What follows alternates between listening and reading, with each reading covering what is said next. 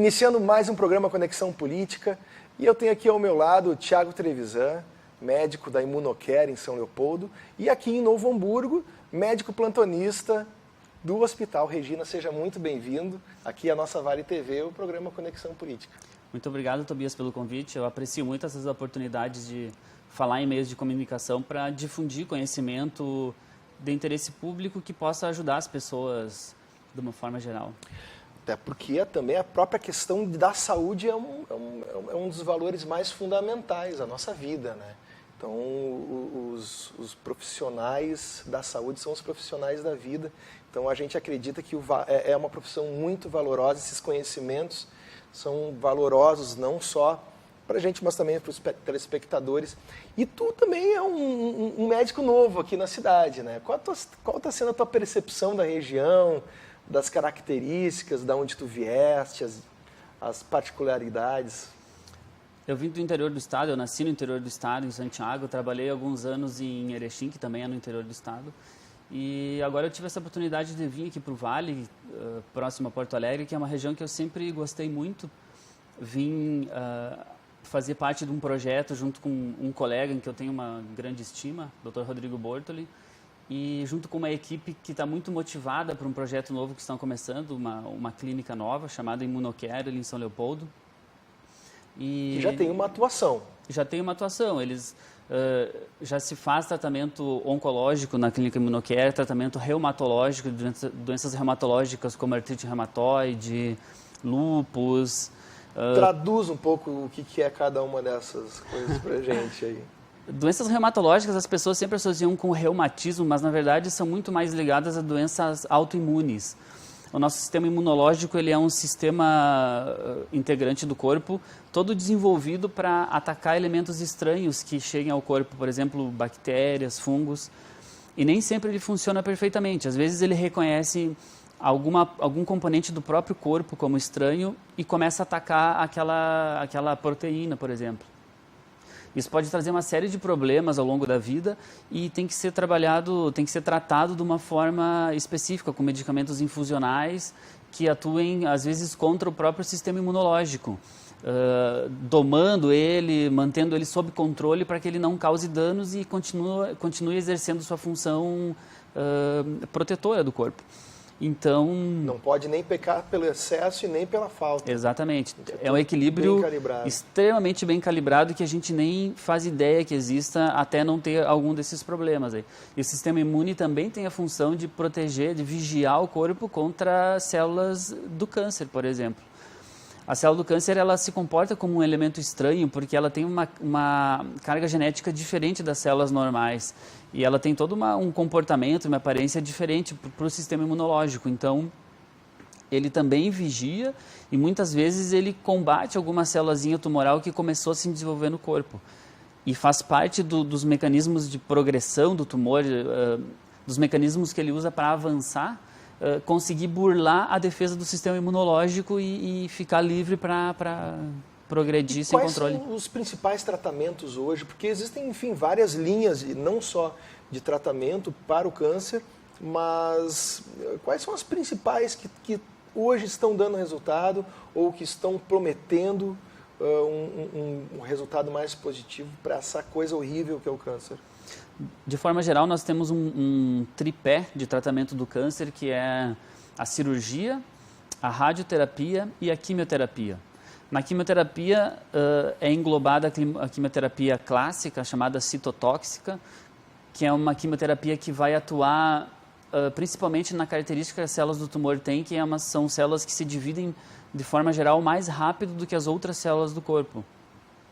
Então, elas combatem, muitas vezes, a divisão celular em si. E as células normais que não se dividem tanto, não sofrem tanto esse efeito. E as células do câncer acabam sofrendo mais e, com isso, se consegue uma regressão e, às vezes, até a cura do câncer com esse tratamento. E tem outras linhas de tratamento que são mais promissoras atualmente, que é a terapia-alvo, terapia genética é uma delas, que se identifica num determinado tipo de tumor, alguma mutação existente no DNA.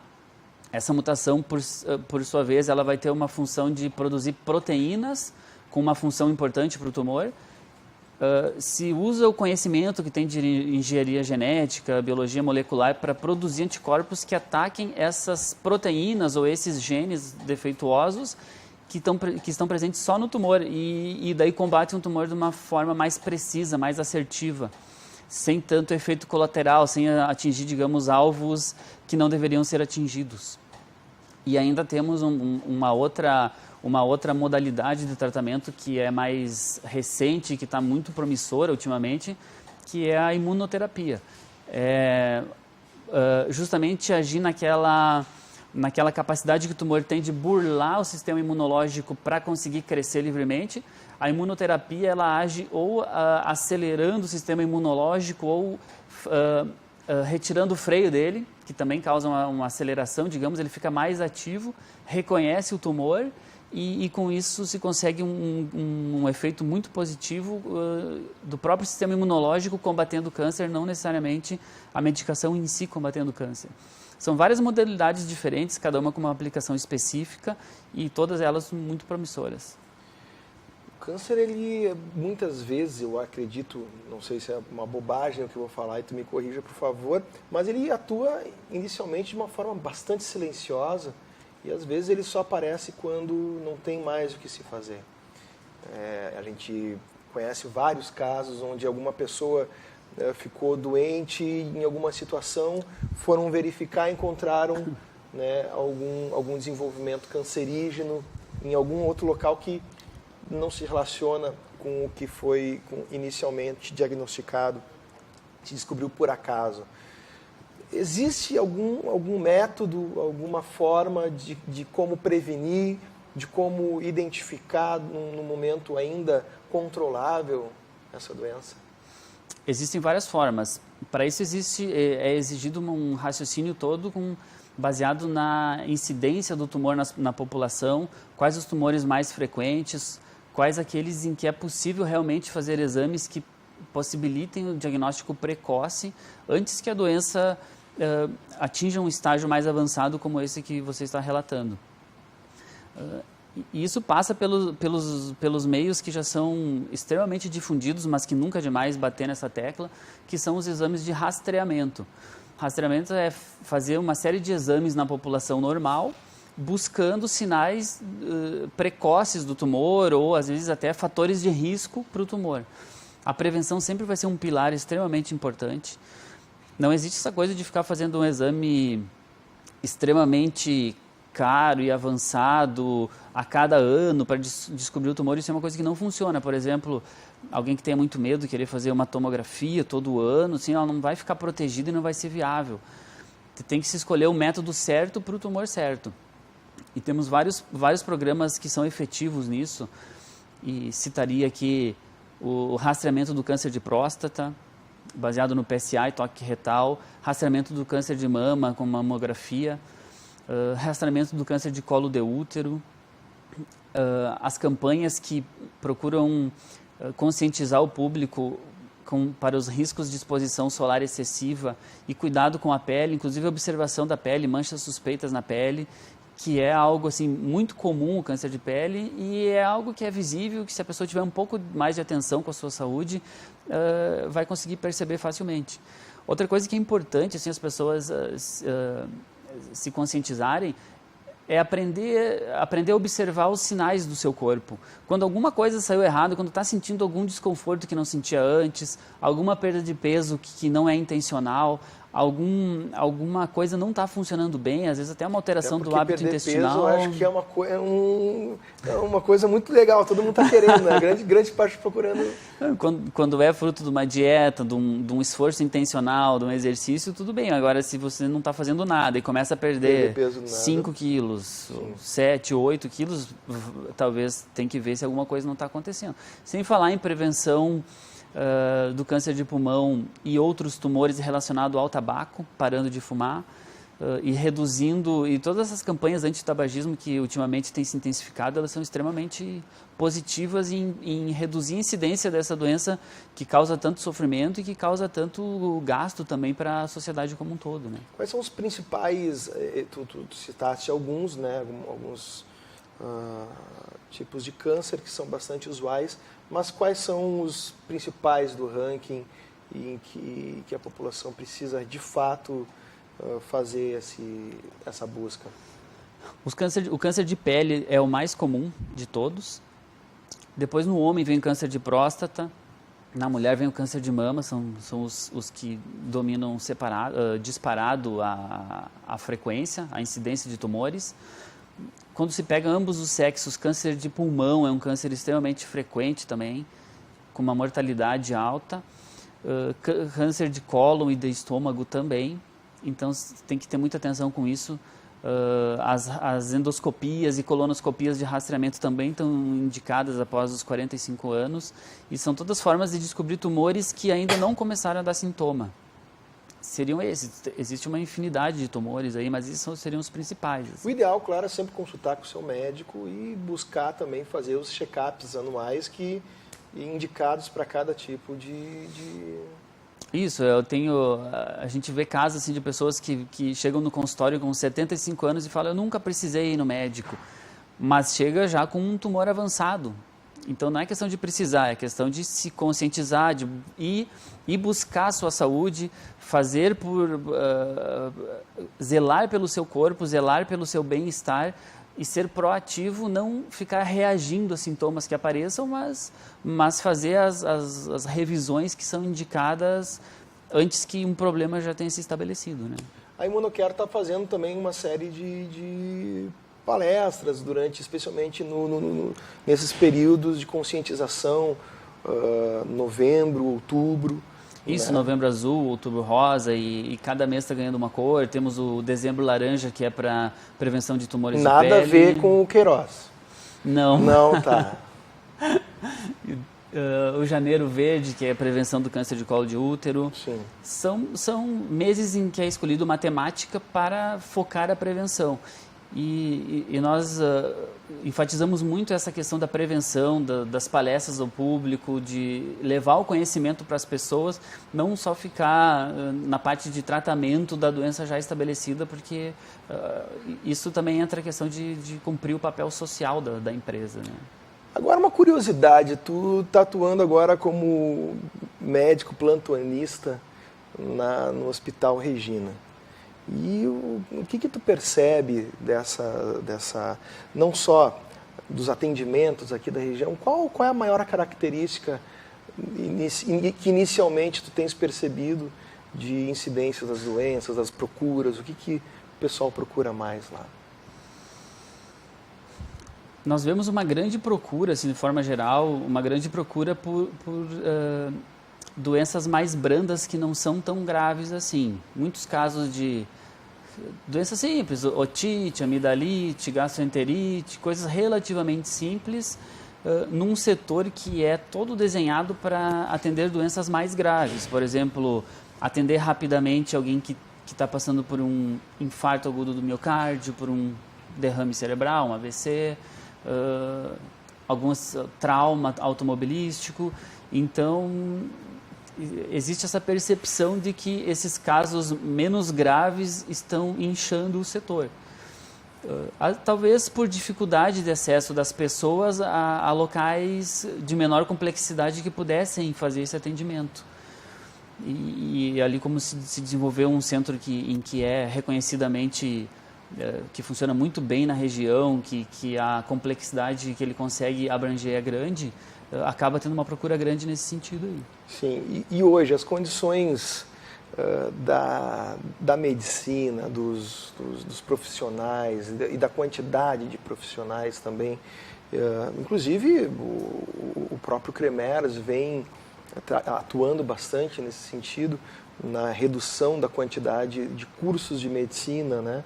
Até por essa questão do próprio mercado. Coisa que, por exemplo, para a OAB é o contrário, vai cada 3 meses se joga mais aí uma quantidade enorme de advogados no mercado. Existe essa contenção na área da medicina. Como é que tu analisa esse...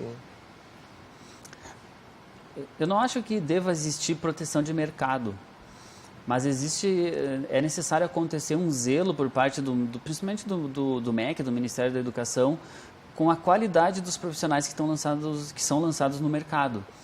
Porque é uma responsabilidade muito grande dar um diploma de medicina para uma pessoa e ela precisa estar capacitada para exercer aquela função.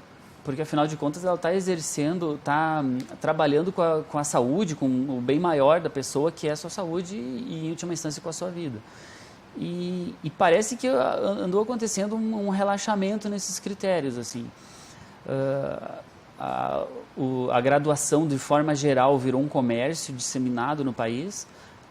Começaram a se abrir faculdades de medicina e tantas outras, direito também é um exemplo disso, de forma desenfreada, sem um controle de qualidade adequado, e existe uma grande preocupação com a qualidade dos profissionais, com a qualificação, se eles realmente vão ter condições técnicas de exercer aquela profissão.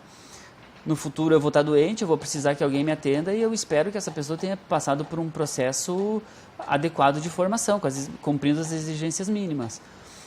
O MEC realmente ele aliviou muito os critérios e nós vimos residências médicas que não formam só médicos, que formam especialistas também, sendo abertas em locais com realmente assim, uma capacidade questionável de formar especialistas.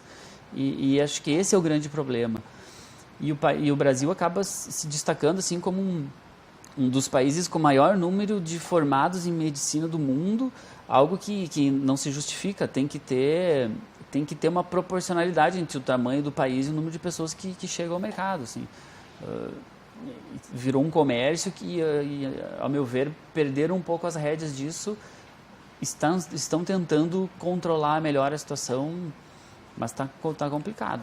Qual é, verdade. E tu, enquanto especialista, médico, oncologista, qual é a principal dúvida que tu ouve no teu consultório?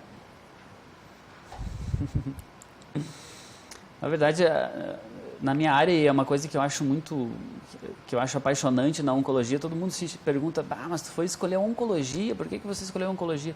Eu gosto muito da oncologia, a oncologia é uma área em que, talvez, às vezes, no primeiro momento da vida da pessoa, ela se deparou com algum problema que ameaça a sua vida. Isso traz um questionamento existencial muito grande. Ele faz com que a pessoa repense toda a forma como ela leva a sua vida e como ela levou até então.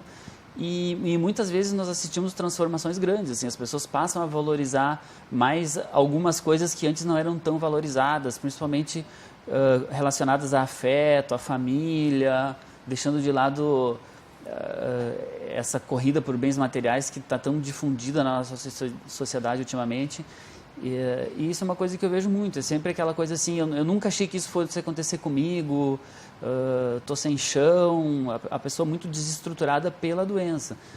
E é muito legal ver assim, o crescimento espiritual, psíquico, emocional que a pessoa tem quando ela passa por esse processo. Não são raros os casos em que se consegue curar a pessoa e fazer com que ela, quando não é curável, com que ela consiga levar uma vida normal mesmo com a doença, e as pessoas de uma forma geral saem muito fortalecidas depois disso tudo. Então eu vejo muito isso no meu consultório. Assim. Esses tratamentos alternativos que aparecem volta e meia para o câncer, enfim, não só para o câncer, mas também para outras áreas que inclusive se discute muito na questão da bioética, enfim. Elas... Tem alguma que se destaca mais para ti, que tu percebes, não, essa aqui tá despontando com bons resultados, a gente vê que tem um futuro promissor, ou já apresenta hoje algum bom resultado, mas uma percepção mais pessoal mesmo. Essa é um questionamento muito frequente realmente no consultório, essas terapias alternativas. As pessoas parecem que têm um anseio muito grande por tratamentos alternativos. A questão é que para um tratamento se tornar homologado e ser usado, ele tem que passar por todo um processo científico extremamente longo, dispendioso, trabalhoso, em que todos os efeitos eles vão ser muito bem controlados, tanto os positivos quanto os negativos. E é baseado no cuidadoso balanço entre os positivos e os negativos e os reais benefícios daquele tratamento, em que o profissional vai poder dizer para essa pessoa esse tratamento vai ser adequado, para essa aqui já não vai ser adequado. Alguns tratamentos com risco excessivo ou com efeitos colaterais em demasia são abandonados. E quando nós partimos para tratamentos alternativos, eles não passaram por esse processo. Então o médico, na verdade, ele não tem informação nenhuma para decidir se aquilo ali vai ser bom ou não. E acredito que a maioria dos tratamentos, ninguém tem esse conhecimento porque não passaram pelo processo científico, simplesmente por isso. Então não tem como a pessoa usar isso junto com outro tratamento ou perguntar para o médico, funciona, não funciona. A maioria nem foi testado. Quando alguma coisa foi testada, ela é imediatamente, assim, quando parece promissora, ela já é colocada nesse processo científico de avaliação e acaba virando uma medicação efetivamente utilizável na prática clínica. Aliás, hoje o médico ele tem essa atividade bastante recompensadora, né? As pessoas ficam muito gratas com um resultado especialmente positivo, né? Elas às vezes se sentem em dívida com o médico. Isso também te motivou a buscar a medicina? Isso é uma coisa extremamente motivadora assim, no trabalho. A gratidão que as pessoas sentem, o carinho que elas retribuem, todo o cuidado que foi dado no momento em que elas estavam mais frágeis e necessitando mais, a sensação de que alguém se preocupou com a saúde delas realmente, isso é algo que alimenta realmente o espírito da gente e faz ter aquela vontade de continuar todo dia fazendo melhor. É muito recompensador. E criam-se vínculos, assim, eu não diria amizades, mas vínculos que duram para a vida inteira, assim. Eu lembro de pacientes que eu atendia muitos anos atrás, como se fosse hoje, e tenho certeza que eles também lembram, assim, frequentemente dão um alô, assim, e eu fico muito feliz de ver as pessoas reconstruindo sua família, levando a vida adiante. Essa é uma parte muito boa do trabalho. Dos casos que tu chegaste a cuidar, e claro, preservando sempre a identidade, mas dos casos que tu chegaste a cuidar, quais foram os que mais te marcaram e mostraram que valia a pena? A medicina é uma ciência não exata, então muitas coisas são bem poucos prováveis de acontecer, mas acabam acontecendo às vezes. E eu lembro de casos assim de pacientes com doença metastática, em que chegam já imaginando que tem um tempo muito curto de vida e com tratamentos bem selecionados, acabam atingindo a cura. E depois ficam voltando assim por 5, 6, 7 anos nas revisões e não tem nenhum sinal de doença. E às vezes até de doenças assim com menor, que geralmente não respondem tão bem. De tumores mais agressivos eu já tive oportunidade de presenciar. E isso aí é muito gratificante. Não citaria nomes, claro, mas acontece e é o que torna tudo muito interessante, porque tudo é possível. Assim como, às vezes, alguns casos que parecem simples no começo têm um curso mais agressivo do que o esperado, existem casos que parecem mais agressivos e que têm um curso muito positivo ao longo do tempo. Assim. Prevenção. Como se prevenir?